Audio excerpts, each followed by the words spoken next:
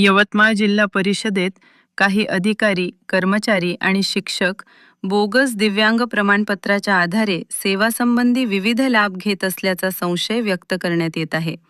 त्यामुळे खऱ्या दिव्यांग लाभार्थ्यांवर अन्याय होत असल्याची तक्रार समोर आली आहे.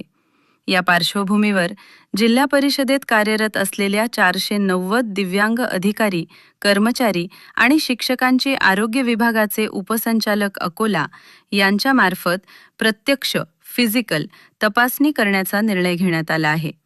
यापूर्वी झालेल्या तपासणीत 21 कर्मचाऱ्यांकडे UDID कार्ड नसल्याचे आढळून आल्यानंतर त्यांच्यावर निलंबनाची कारवाई करण्यात आली होती.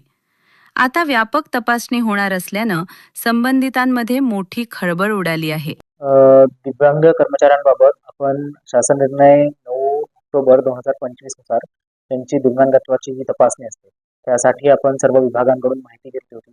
यामध्ये ज्या कर्मचाऱ्यांकडे UDID कार्ड आणि दिव्यांगाचं ऑनलाईन प्रमाणपत्र नाही अशा कर्मचाऱ्यांवर आपण निलंबनाची कारवाई केली होती, ज्यामध्ये अनेक शिक्षक आणि बाकी इतर आस्थापनामधील लोकांचे निलंबन झाले होते.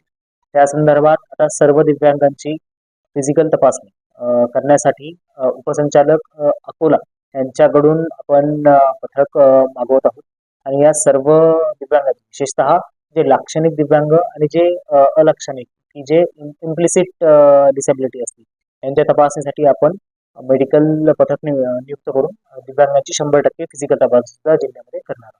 जवळपास आपल्याकडे दिव्यांगाचे 450हून अधिक कर्मचारी पूर्ण जिल्हा परिषद यवतमाळमध्ये कार्यरत आहे. या सर्वांची तपासणी आपण उपसंचालक अकोला यांच्या वैद्यकीय पथकामार्फत करून घेणार.